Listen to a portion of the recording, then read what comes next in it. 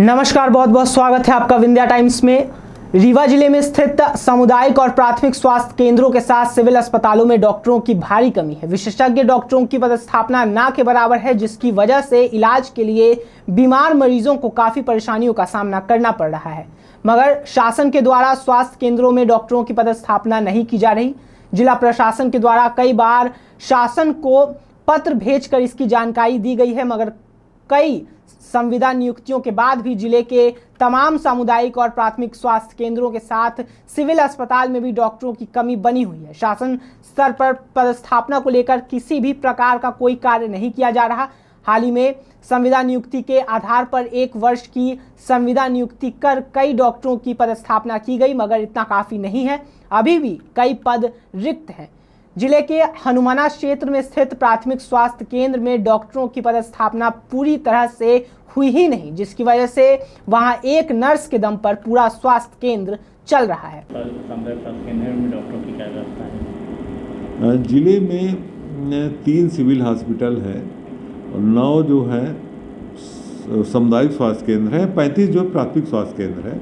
अभी सभी जगह करीब करीब डॉक्टरों को पदस्थ किया जा चुका है। अभी नई कई भर्तियां हुई हैं, उसके तहत समस्त जगह करीब करीब डॉक्टर हो गए। सिर्फ एक हमारा प्राथमिक स्वास्थ्य केंद्र सामुदायिक स्वास्थ्य केंद्र हनुमाना के अंतर्गत हाटा करके है, वहाँ पर डॉक्टर जरूर नहीं है।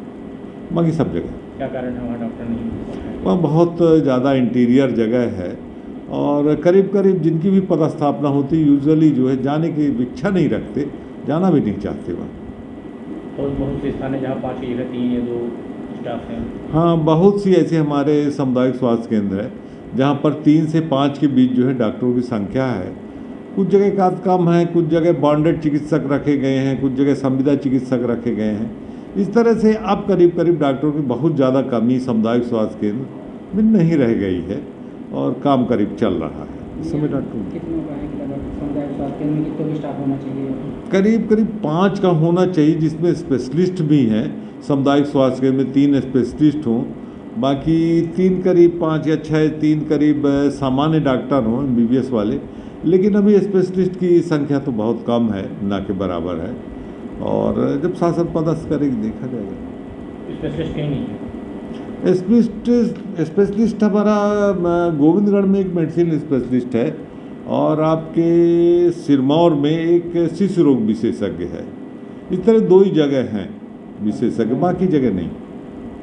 कितने स्पेशलिस्ट होने चाहिए लगभग? करीब सभी सामुदायिक स्वास्थ्य केंद्र में एक तो गायनी स्पेशलिस्ट होना चाहिए, एक मेडिसिन स्पेशलिस्ट होना चाहिए, एक बच्चों के स्पेशलिस्ट। 3 डॉक्टर तो बहुत ही जरूरी है, ये होना चाहिए सभी सब। रीवा की सुपर स्पेशलिटी हॉस्पिटल में वार्ड 13 की निर्दलीय पार्षद नम्रता सिंह अस्पताल में आज जमकर हंगामा किया और धरना पर बैठ गई। आपको बता दें कि पार्षद का आरोप है कि अस्पताल कर्मचारियों ने उनके साथ अभद्रता की और कहा कि पर्चा काटने में अव्यवस्था है और कर्मचारी मनमाने ढंग से तानाशाही कर रहे हैं। उन्होंने मांग की कि अस्पताल की व्यवस्था दुरुस्त की जाए ताकि आम जन को अव्यवस्था न झेलनी पड़े। समस्या है, लेकिन सर वो सब लोग आप समस्या तो यहाँ बहुत बड़ी है। सुपर स्पेशलिस्ट के नाम पे लोग यहाँ तानाशाही दिखाते हैं। हम यहाँ सुबह अपने खुद को दिखाने आए और हमने पाया कि यहाँ एक तो स्टाफ लेट जाता है और लोगों के कहने पे कि मैडम पर्ची काट दीजिए। पहले स्टाफ आई, एक मैडम आई और बहुत देर तक खड़ी रह गई इधर उधर करते हुए। तो एक पेशेंट बोली कि मैडम थोड़ा हमारा सीरियस पेशेंट है तो बहुत जल्दी काट दीजिए। बोल जब मेरी मन होगी तब काटेंगे, तुमको समय का पता नहीं है।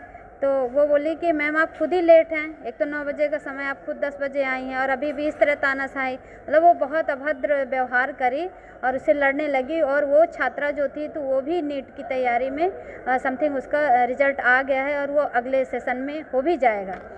तो ये फिर हम लोग खड़े ही रह गए, लाइन में लगे ही रह गए। इतने में एक जेंट्स आता है और तुरंत कुछ ऐसे लिख के और देता है, मैडम पर्ची काटिए। उसकी तुरंत पर्ची कट गई।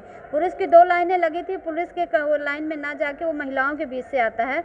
और इतने में हमारे हस्बैंड ने कहा कि भैया आपने क्यों कटवा लिया भाई, अभी तो महिलाओं की लगी लाइन ही लगी है और आप आगे जाके ऐसे बीच में घुस के कैसे पर्ची कटवा सकते हैं। बोलो कि अरे मैं स्टाफ हूँ, जो करना चाहूँगा कर लूँगा और आप क्या कर लोगे, मेरे आप हो कौन, अभी मैं मोबाइल आपका जब्त। ये मोबाइल निकाल के वीडियो बनाने लगे तो बोला मोबाइल जब्त कर लो। वास्तव में मोबाइल छुड़ा के और पटकने ही वाला था तो इतने में छीना झपटी हो गई और इन मोबाइल इनने छुड़ा लिया। मतलब स्टाफ की इस तरह की तानाशाही और सुपर स्पेशलिस्ट में शोभा नहीं देती है। यहाँ का स्टाफ बहुत कम है और जितने भी यहाँ के डॉक्टर सब प्राइवेट प्रैक्टिस करते हैं।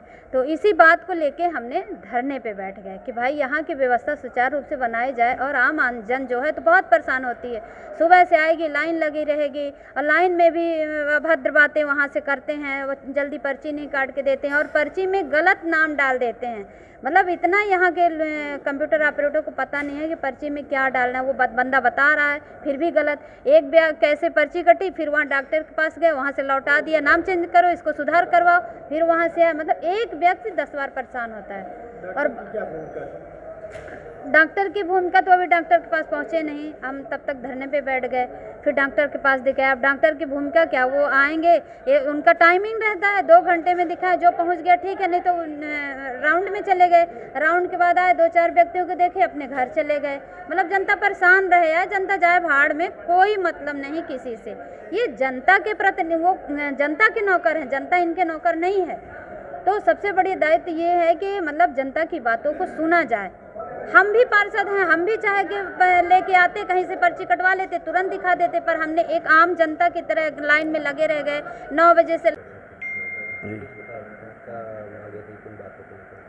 देखिए, संजय सिंह जी हैं, वार्ड पार्षद 13 के, नम्रता जी के हस्बैंड हैं। वो अपने व्यक्तिगत इलाज के लिए कुछ आए हुए थे। तो यहाँ शायद भीड़ बहुत ज़्यादा है, वर्कलोड बहुत ज़्यादा है और जो कर्मचारी आए हुए हैं यहाँ आउटसोर्स्ड, वो इतने ट्रेंड नहीं है कि पेशेंट से कैसे बात करनी है या कैसे अटेंड करना है। तो उनकी कुछ बहस हुई होगी और संभवतः वो स्टाफ उस तरह से बात नहीं कर पाया होगा जिस तरह से उसको करनी चाहिए, तो उससे नाराज़गी थी। और सेवाओं को लेकर के जो भीड़ है यहाँ पर, सुपर स्पेशलिटी बहुत हाई एंड हॉस्पिटल होता है और इसी हिसाब से पूरा तैयार किया जाता है। उसका ओपीडी का लोड साधारण अस्पतालों से ज़्यादा हो गया है। तो जो डिज़ाइन स्टाफ है, डिज़ाइन कैपेसिटी है, हम उससे बाहर जा रहे हैं। तो बहुत ज़रूरी है कि जो स्टाफ हो वो कम से कम 5-10 गुना एफिशिएंट स्टाफ हो नॉर्मल हॉस्पिटल के। और उनमें यहाँ के मैनेजमेंट का कोई जोर नहीं है क्योंकि वो ठेके हो रहे हैं दिल्ली या भोपाल से। तो एक असुविधा तो अस्पताल प्रबंधन को ये हो रही है कि उनको ट्रेंड स्टाफ, एफिशिएंट स्टाफ मिले कैसे जो अस्पताल को उस तरह से चला सके जैसे उनकी मंशा है। तो इस अस्पताल के बारे में जो भी प्रबंधन हम लोग सुन रहे हैं वो थोड़ी समन्वय की कमी है। जी, कमी समन्वय की ऐसी है कि जिला अस्पताल सुप्रिंटेंडेंट साहब चलाते हैं, मध्य प्रदेश गवर्नमेंट उसको चला रही है, दिल्ली की कुछ मदद मिलती है पर कंस्ट्रक्शन के बाद बंद हो गई। इसमें प्रशासन और अस्पताल के प्रबंधन को नियमित रूप से बैठना पड़ेगा, समझना पड़ेगा कि अस्पताल प्रबंधन को सरकार से क्या चाहिए और उनकी क्या अपेक्षाएं हैं। इनको अगर अच्छे से सपोर्ट नहीं करेंगे तो जो बहुत काबिल डॉक्टर यहाँ आए हुए हैं रीवा में, जो सामान्यतः रीवा में नहीं रहना चाहते हैं अपने बच्चों के एजुकेशन वगैरह, तो क्वालिटी डॉक्टर्स का रिटेंशन के लिए हमको वैसी सुविधाएं देनी पड़ेंगी अस्पताल को। और ये जो ऐसे मैन टू मैन इंटरेक्शन वाले इश्यूज़ हैं उनको लोकल प्रशासन को समझ करके निपटाना पड़ेगा। ये हाई एंड सेवाएं ले लें पर लोकल स्टाफ और वॉशरूम्स की हालत देखिए ना। हमको रीवा के लोगों को भी थोड़ा जागरूक करना पड़ेगा कि ऐसी सुविधा का उपयोग कैसे मैक्सिमम अपने फ़ायदे के लिए उठाएँ। अगर देखा जाए तो लगातार के बीच यहाँ पे कुछ स्टाफ का वीडियो भी वायरल होता है, डॉक्टर्स का, स्टाफ का, अभियंता का, तो उसमें क्या मानते हैं आप इस प्रकार का? इतना स्ट्रेस्ड स्टाफ है, डॉक्टर्स टू जनसंख्या के अनुपात में डॉक्टर्स की इतनी कमी है कि ये बिल्कुल होगा ही होगा। जो डॉक्टर 30 पेशेंट्स को देख सकता है वो 120 पेशेंट्स को देखेगा तो वो डेफिनेटली स्ट्रेस होगा। सरकार को डॉक्टर्स को बुद्धिजीवी मान करके प्रोटेक्ट करना पड़ेगा। पब्लिक का रेशियो कैसे बैलेंस करें ये इस पर सोचना पड़ेगा। पेशेंट कैसे विनम्रतापूर्वक अपनी इलाज की सुविधाएं लें ये देखना पड़ेगा। ये हमारी तरफ से भी कमी हो रही है कि हम शायद इन जनरल ऐसा बिहेव कर रहे हैं इनके साथ कि इनको हमको सेवाएं देने में भी तकलीफ हो रही है। आप एक बार अगर पूरे वॉशरूम को देख के आएंगे कि पब्लिक क्या कैसे उसको यूज़ कर रही है तो समझ में आएगा गलतियाँ हमारी साइड से। रीवा जिले के कलेक्ट्रेट कार्यालय के मोहन सभागार में आज क्विज कंपटीशन का आयोजन किया गया। आपको बता दें कि मध्य प्रदेश पर्यटन का यह प्रतियोगिता आयोजित किया गया था जिसमें जिले के विभिन्न स्कूलों के विद्यार्थी शामिल हुए। आपको बता दें कि मध्य प्रदेश के विभिन्न पर्यटन स्थल और धार्मिक स्थलों के बारे में इस प्रतियोगिता में प्रश्न पूछे गए। पहले लिखित तौर पर पीके स्कूल में प्रतियोगिता आयोजित हुई और उसके बाद कलेक्ट्रेट के मोहन सभागार में क्विज कंपटीशन का आयोजन हुआ।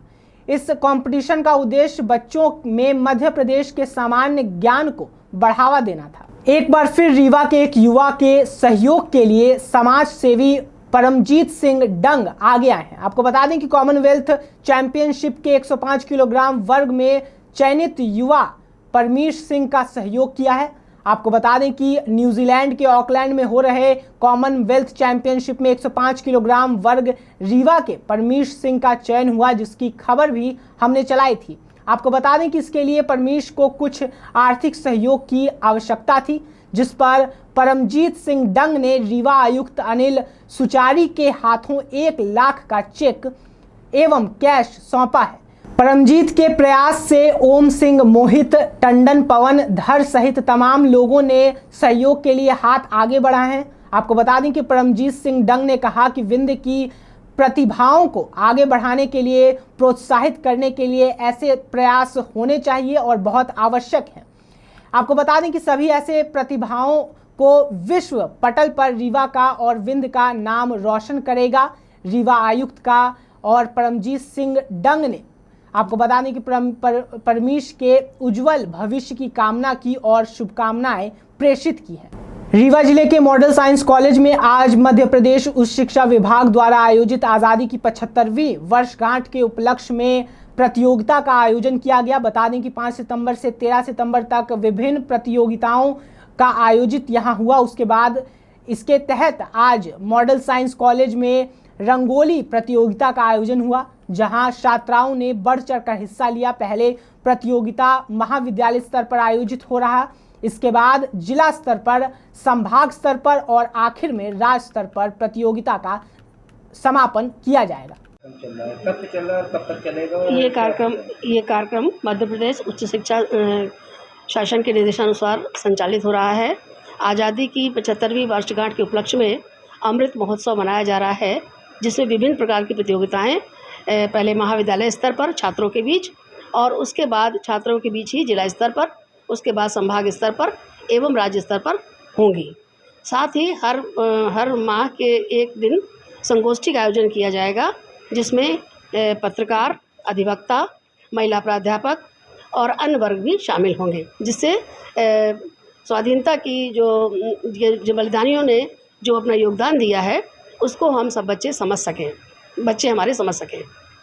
कार्यक्रम में 13 से कार्यक्रम का आयोजन महाविद्यालय स्तर पर 5 तारीख से 13 तारीख तक किया गया और इसके बाद जिला स्तरीय कार्यक्रम 22 से लेकर 30 तक आयोजित है, जो विभिन्न महाविद्यालयों में रीवा के क्षेत्र में करवाया जाएगा और उसमें प्रथम आने वाले छात्रों को संभाग स्तर में भेजा जाएगा और संभाग स्तर में प्रथम आने पर राज्य स्तर में, जो भोपाल द्वारा निर्देशित स्थान है, वहाँ पर भेजा जाएगा।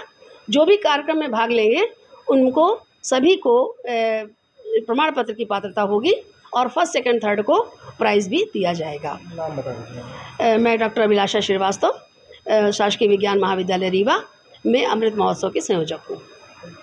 सिंगरौली जिले के गढ़वा थाना अंतर्गत ननद एवं उसकी भाभी का अश्लील वीडियो बनाकर ब्लैकमेल करने का मामला सामने आया है और इसमें आरोपी को गढ़वा थाना पुलिस ने गिरफ्तार कर लिया। आपको बता दें कि फिलहाल मामले की जांच में गढ़वा पुलिस लगी हुई है और पूरा मामला गढ़वा थाना अंतर्गत एक गांव का है, जहां ननद भाभी का अश्लील वीडियो बनाने के बाद आरोपी ने कई माह तक महिला का शारीरिक शोषण किया। इसके बाद वीडियो भी वायरल कर दिया। आपको बता दें कि इसी बात की शिकायत लेकर महिला एवं उसके परिजन पुलिस अधीक्षक कार्यालय पहुंचे। आपको बता दें कि तत्पश्चात कार्रवाई संभव हुई है। आपको बता दें कि आरोपी ने पहले ननद एवं उसके भाभी का वीडियो बनाया और भाभी से एक आरोपी ने गलत संबंध स्थापित किए। उसके बाद दूसरे आरोपी ने ननद के साथ छेड़खानी कर गलत कृत्य करना चाहा। इसके बाद दोनों आरोपियों ने प्राइवेट वीडियो सार्वजनिक कर दिया। इस पूरे घटना के बाद पीड़ित महिला सहित उसके परिजन पुलिस अधीक्षक कार्यालय पहुंचे और अपनी फरियाद सुनाई। पुलिस विभाग ने तुरंत एक्शन लिया और मामले को गंभीरता से लेते हुए आरोपियों के खिलाफ मामला दर्ज कराया। फिलहाल इस पूरे मामले में दुष्कर्म के आरोपी एवं एक अन्य उसका सहयोगी को गढ़वा पुलिस ने गिरफ्तार कर लिया। कल ये महिला थाने में एक मामला दर्ज हुआ है, जो जिले के दूसरे थाना क्षेत्र का है। उसमें महिला के द्वारा ये रिपोर्ट दर्ज कराई गई थी अपने पति के साथ और अपनी ननद के साथ आई थी कि मैं अपने घर पे थी, पति बाहर काम करता है, तो गांव के ही कुछ लोग जो मेरे घर पे आए थे और मेरा वीडियो बना लिया था। कुछ लड़के ही हैं, परिचित के लड़के हैं सारे के सारे, उनके आपस में ही रहने वाले हैं, सब जान पहचान के लोग हैं। उसके द्वारा वीडियो बना के फिर बोले मुझसे संबंध बनाने के लिए मुझे ब्लैकमेल किया गया था, जिससे संबंध बनाए। और उसके बाद जो उस लड़के ने संबंध बनाए और उसका जो दोस्त था वो मेरी ननद को भी छेड़छाड़ कर रहा था। उसकी इस रिपोर्ट पर तत्परता से महिला थाने प्रकरण पंजीबद्ध कर लिया गया है और आवश्यक कार्रवाई की जा रही है। दोनों आरोपियों को भी पुलिस ने अभिरक्षा में ले लिया है और महिला का मेडिकल करा दिया गया है, उसका न्यायालय में 164 का कथन भी करा दिया गया है। वैधानिक कार्रवाई की जा रही है।